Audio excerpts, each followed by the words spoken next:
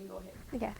I'm Hannah Burgess interviewing Juanita Keller at Juanita Keller's house on November 7th, 2007. Okay. Do you remember where and when you were at when you heard about the Pearl Harbor?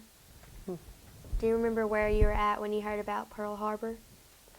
When I had heard about, oh yes, we were at my mother's having Sunday dinner, and it came over the radio, and it just changed everybody's life. Kenneth and I had been married about 6 months. We married in June before that happened, in December. And we ran right over to my granddad Huber's and was telling them about it, and they just couldn't believe it either. But that was a big. Did you go to college? Yes. Okay. Where did you go? I went to Arkansas State for 2.5 years, and I went to Southwestern University at Memphis for 1 semester, and then I got married. What was your major? Business. Tell me a story about when you were in college. Well, then I went back to college years later in elementary education and finished. What was your question? Oh, I said, tell me a story about when you were in college. Oh, a story about it? Well,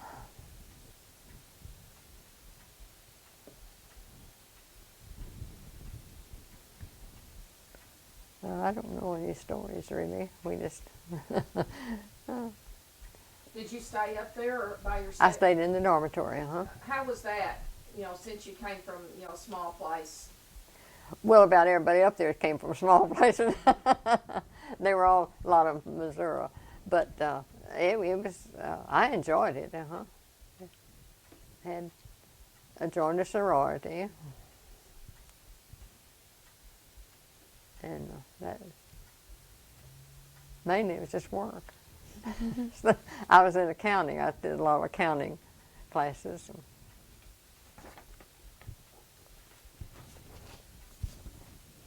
Who had a big influence on you when you were a teenager, and why? Who did? Who had a big influence on you? Well, I guess my mother did. She kept me straightened out. Tell me about an object you have other than photos that is very important to you. Tell me about an object that you have other than photos that's really important to you. Other than what? Photos. Something that you have, an object that means a lot to you besides your photographs. Oh. Think about it.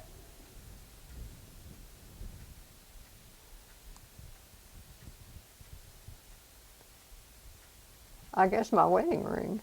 That would mean about as much as anything.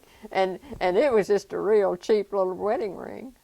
We got it at Clement's jewelry store in Jonesboro for about $50, maybe less. But I've been wearing it since 1941. Then about 40 years later, I got an engagement ring. And I got my diamond then. And those two are pretty precious to me. What kind of jobs did you have after college? After college, I married after college. I had some jobs before college. Okay. What was your job? Did you teach? What? Didn't you teach? Yes, I did teach. Yeah, that was after. Go ahead and tell her about teaching and about school at Weiner right now. This would be a good time. I taught the 4th grade. And somebody what was one of the questions a while ago about somebody that you looked up to and you really liked? Well, Mrs. Casherman would be the one. I thought about that later. That's who I should have said, Mrs. Casherman. She was the principal of the school. And she was teaching school when I went to school. And she was always somebody special. Well, I taught the 4th grade, and at that time, we had a room full of students. I'd have about 40 in my class every year, and we didn't have any aides or any help or anything. We'd be there in the morning to meet the bus, and we had the playground, and we had the lunchroom. We had to take them to the lunchroom, put them back on the bus, but you know, we didn't have any trouble. We didn't like to do now, I don't think. I tell you, I think the parents were a lot of the reason we didn't have any trouble. The parents were right there to see about their children, and I don't know. I enjoyed it. I enjoyed it. I don't know whether I taught them anything or not.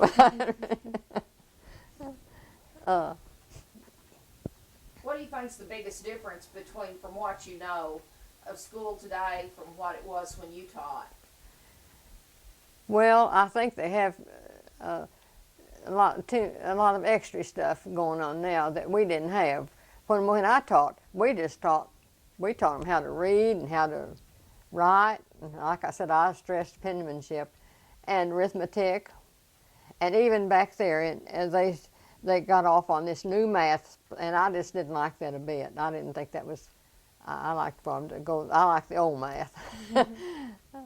And I always thought, well, if they could read and write and do their math, they could make it pretty well. Some of the kids are going to learn in spite of you, the teacher, and some of them are not going to learn. They're not going to learn regardless. So there you got it. You just have to do the best you can. I remember one time,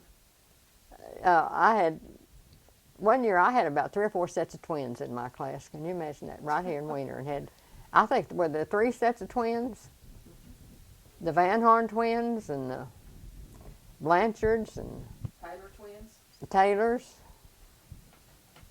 That's 3 sets. Maybe that was all I had, 3 sets.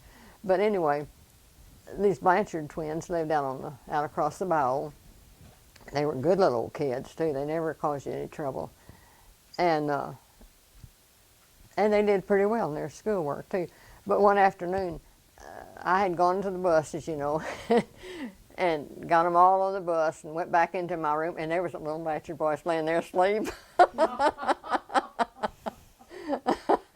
Oh, I had to take him home that afternoon then. You get into all kinds of trouble, all kinds of things happen. But Can you think of some other stories about teaching that you thought were funny or touching? well, we didn't have a school nurse either, and anything that came up, it was just up to you to do it. I know one day, I don't remember the name now. They lived out between here and Harrisburg, though. And he, out on the playground, I don't know if somebody threw something or what, but anyway, he got it cut. And I had to take him, I think I took him to the doctor over at Harrisburg. I had to go back to his mother's. And maybe just took him to his mother's, I don't know. But anyway, things like that kind of scare you to death because if you had a nurse, it'd be different. And then another time, a little boy came in the door, and he came in the wrong door, you know. Another one was going out and hit him, and he had a big old knot on his head. We got some ice and put on it, I think. But and you know, I don't know whether I did that in your class but a noisy time was always just before they dismissed, before they went home in the afternoon. Everyone was in a hurry to go home and everything.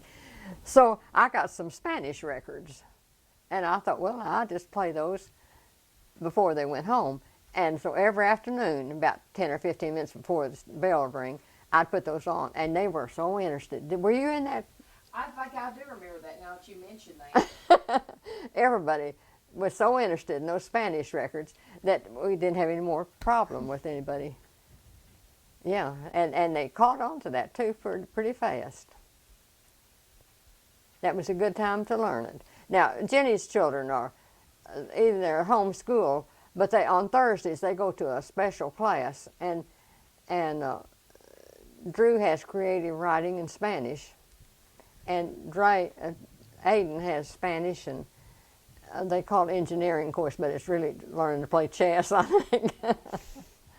And they're really enjoying those classes. How did you meet your husband? Well, another good friend I had when I was in high school was a girl from Otwell, Agnes Jones. And so Sue Jane and I went up there one Sunday afternoon up to Agnes's, and we were sitting around there, had nothing to do, and her brother was there. So we wanted him to take us out boat riding. There's a big ditch out west of Otwell. They call it Whistle Ditch. And so he said, no, he said, well, he'd go and see if one of those Keller boys would go with him. Kenneth had four brothers. There was 5 in his family. So he went over there, and Kenneth was the only one that would go with him. The other boys, they wouldn't go. So Kenneth came back with him, and I met Kenneth right there, and we went up to Whistle Ditch and went boat riding that afternoon. That was Sunday afternoon, and that's when I met Kenneth. Tell me about when you got married. What was your wedding like? During the war, you didn't have, not many folks had big weddings anyway. Some folks did, but we didn't. We just went off and got married. We went to Jonesboro, and just Kenneth and I and my sister and his brother. And we did get a preacher to marry us, but we didn't have any cake. We didn't have any pictures. We didn't have anything. That's about the way everybody got married then. During the war, that was just before the war, but it was during the Depression too. But anyway, that's the way. Some folks had big weddings, but we didn't. But years later, when we had our 50th wedding anniversary, the kids had a big party for us. We had cake and pictures, and we had everything on the 50th wedding anniversary. But you know, you don't have to have a big wedding. It'll last just as long. Sometimes longer. Did you go on a honeymoon? Well, I wouldn't know what I called a honeymoon. His brother lived down at Little Rock, and we went down there to his brother's and spent the night and came back the next day. We couldn't be gone long because he was farming. He had, and at that time, he had an open pit well. They didn't have those fancy rice wells like we do now. They just had pits, and he'd have to go down in there 2 or 3 times during the day to oil something. I don't know what it was, but scared me to death when I knew that thing was going to cave in with him, or a snake would bite him or something. But anyway, we had to come right on back because he had to go out and see about that well. Is there a family recipe that throughout the years is always found on the table at family celebrations or dinners? A family recipe that we always, well,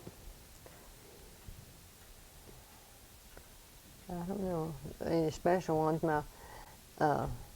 My sister and I always made oatmeal cookies. that was our thing. And that was kind of a family recipe, but that's what we did. My mother, she was a good cook. She made all kinds of things. She made German chocolate cakes and angel's food cake. Like I said, Charles Gibbons lived across the road from us, and he loved that angel food cake. And Mama, she'd always fix him an angel food cake.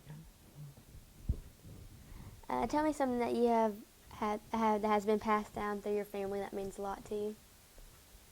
An item that's passed down? Mm-hmm. Oh, I don't know. I've got some dishes out there that, I've got one that mother's family brought over from Scotland. And I don't know. I've got several different things like that out there that came. What are some other things you have that belong, like, say, to your grandparents? All right, see that little glass up there with the pencils in it? Well, that was in Papa Hoag's house down there, where I told you where it was down there. He had a little shelf that went around in his. They had that house had a formal living room. You went into the entrance into a hallway that had a stairway, went upstairs, and on one side was the formal living room. On the other side was a sitting room, and in that sitting room he had this shelf, and that sat on that shelf. I can remember. So I told Lena that one time. I was telling about that, and so when we had our 50th wedding anniversary, she brought that over here and gave it to me, and that came from Pop Hoag's house. And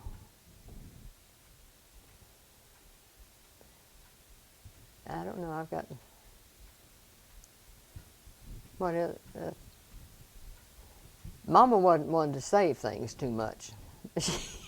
She got rid of stuff. I said, boy, when they went in to clean up her house, they wouldn't have a bunch of junk. I told Kay I feel sorry for her when she comes in to clean up my house.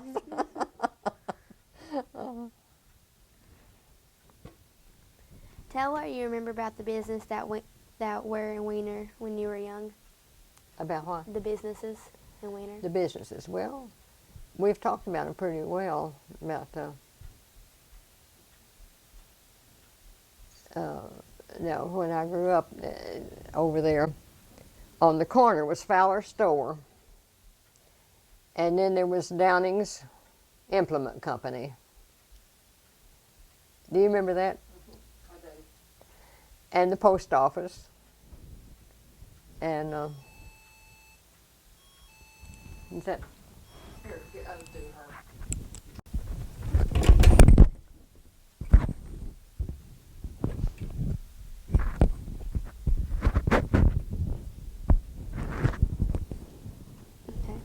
Do you remember Miss Allen's dress shop and Sophie's? Yes, I remember Miss Allison. You went in there and it was piled high, and you just dug around until you sort of found something, or you didn't find anything. But there wasn't any order to it at all. It was just. Tell her what Sophie's was like. What? Tell her about what Sophie's was Sophie's? Sophie's was a variety store. She had a little bit of everything in her store. It was in the Miss Dinsmore's building.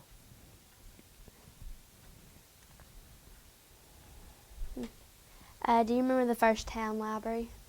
What? The first town library. First town what? Library. Library. First town library. Oh yes, that was Grace Dinsmore's. I've got some of her books in here that when she sold out, my daddy got some of her books, and I've got one or two in here now of hers. She had it was of course it might not have been, maybe because I was little. I think it was big, but she just had a lot of books in there. We were really lucky to have it. We did a lot of reading at our house too. Where did she get those books? I don't have any idea. I don't know where she got all that stuff. Do you remember the Wiener Hotel? Yes, I remember the Wiener Hotel. That was a big deal. It was right over here, about, let's see, close to the railroad track. It was big because at that time there was a lot of railroad people come through here. A lot of people came through on the train. You know, now that was one of our big things we did every day. Met the train. The train stopped here in the mornings and night. And so every morning, maybe not as much in the morning, but at night, everybody would, when it's time for the train to run, they'd go up and meet the train. That was a big thing, to meet the train. And people would ride the train. And so that's, and then there was a lot of logging people coming through here. anyways, that was a big establishment, the hotel. Now, and then they have Sunday dinners there, and they had tables with tablecloths and just all fixed up. And they would go around and visit with everybody, and well, my goodness, there's somebody else coming out here. Shelley brought me some pizza. She just came home from work, and she. Now, we were about the hotel, weren't we? All right. Sunday dinners. The Sunday dinners. Now, we never did go up there and eat dinner. Our family, I guess we couldn't pay for it or something. But Jess Brown lived across the road from us. Jess Brown had a warehouse there. Rice. He was a big farmer. And have you heard anything about Jess Brown in your? Anybody told you anything about Jess Brown? And he was an important man here at one time. He had warehouses and put rice for storage, and then he farmed. He had farms between Wallenberg and Harrisburg. About every little so often there would be a farm shed with a rice well, and he had them each one numbered. And the one I own one of the farms down there now, and we always called it number 4 because that's what he called it. Well, anyway, he and his wife and daughter lived across the road from us, and his daughter was one of my best friends. She was my age when we were little, very. Well, anyway, they asked me to go up there and eat lunch with them one Sunday dinner, and that's the only time I ever ate in that hotel. But I remember eating up there, and it was really something, I thought. Tell me about what you remember about the fear of nuclear war and fallout shelters. I'm sorry, what? About nuclear war and fallout shelters. Oh, fallout shelters. Let me see now. Is that when we got all those little flags to put up? Well, no, that was for the earthquake. That's great. The fallout shelter. Back during the time of Khrushchev. They're afraid of nuclear war. Yeah. And the fallout shelters. Do you remember anything about that time? I don't guess we ever had a fallout shelter. I got a storm cellar, but. Tell me about the first television you remember seeing. The first television. Well, I'll tell you what. We were the last person in town, I think, to get a television. Oh, Kay and Ray were so aggravated with us. Ken he was going to wait till it got better, got a color, or got something, and we never got one. But my mother had a television, and so we watched her television, and it was just a little television, it wasn't very big. And finally, they convinced Kenneth that we need to get a television, so he got us a television, and he went all out when he got it. It was a television on one side, and then there was a record player on the other side, and radio. It was all in that one big cabinet, a pretty cabinet too. We had that for till that was way out of style, and everybody had colored television. Finally, they persuaded him to get a colored television, and we've had that till just a few years ago, and Ray brought me this one. And this is a really nice one, a real good one, but the one I had, it was that old one, and it was green. Everything was green, and you could not change it. Oh, they all get so aggravated. So anyway, we finally got that, and they all liked that. And Shelley even told me to leave that to her in my will.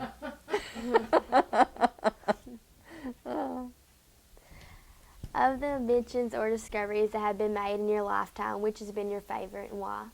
My favorite one? Inventions and discoveries. Discovery. Like of all the stuff that's been invented Oh, in your my. lifetime or discoveries. You just think What is your favorite? You think about everything that's been invented has been invented in my lifetime. What is your favorite of all of them? Might be hard to say. I guess you would think a car would be, but now that I don't drive anymore, and you talk about missing something, when you're not able just to go out and get in your car and go wherever you want to go. You have to wait till somebody comes and gets you. It makes it a big difference. My car, I got that in 1982. I got a Mercedes, and it's got an antique license on it now. And you know, Ray drove that to Memphis this morning. It just drives like a new one. It looks like a new one. It's just in perfect shape. Ray said, well, I'd start out to California in that car. And so he called me and he said, guess what I'm driving? I'm driving your Mercedes. And I said, well, he said, well, I wouldn't be afraid to start out to Turkey in it. The ocean might be a problem. Yeah. The television, now that's another big, but I don't know whether that's a good one or not. I get so aggravated at it sometimes. And at night I turn it on and I flick it and flick it and flick it and there's nothing on. Finally I turn it off and get me a book and read. I spend most of my time reading and doing crossword puzzles. Was there a discovery that you didn't like? That I didn't like?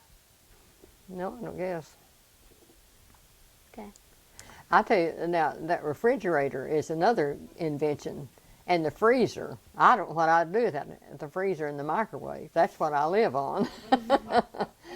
The swan girl brings me the food for the freezer, and I put it in the microwave, and that's what I eat. Other than World War II, tell me about one of the biggest world events in your lifetime. Biggest world event.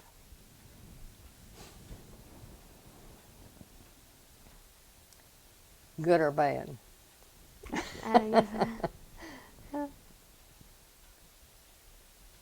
World War II was, I guess, the biggest. Other than that, other than World War II, what do you think's been the biggest world event in your life?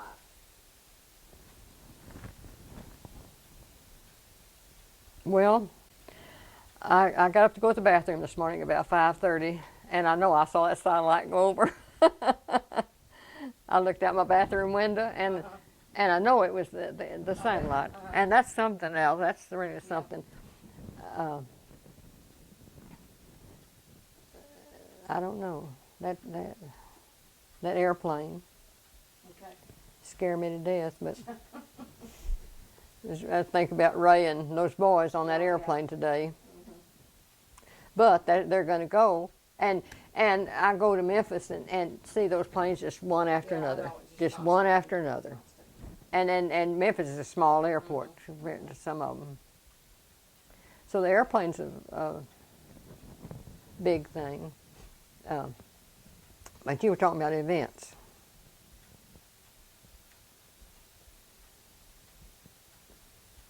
Well,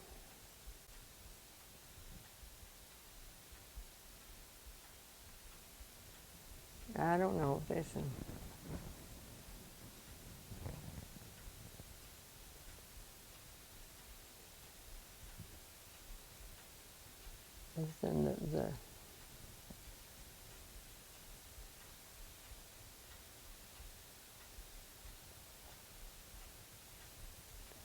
I don't know that war. That was terrible.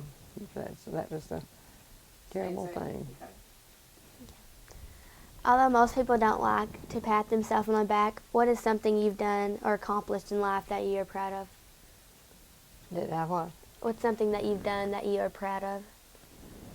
Oh, I guess having my children. They're about my proud, and my grandchildren. They're about my proudest accomplishments, I think. Okay. Tell me about the biggest lesson that life has taught you. A lesson that would help a young person live a better life.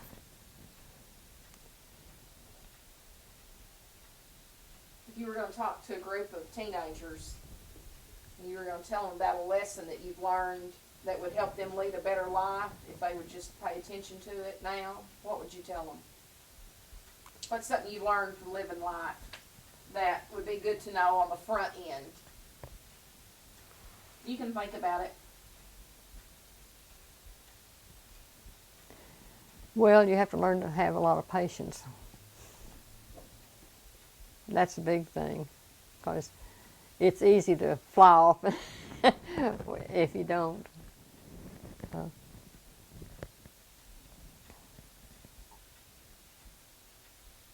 Let the Bible guide your life. Now, if you do that, that'll solve a lot of your problems.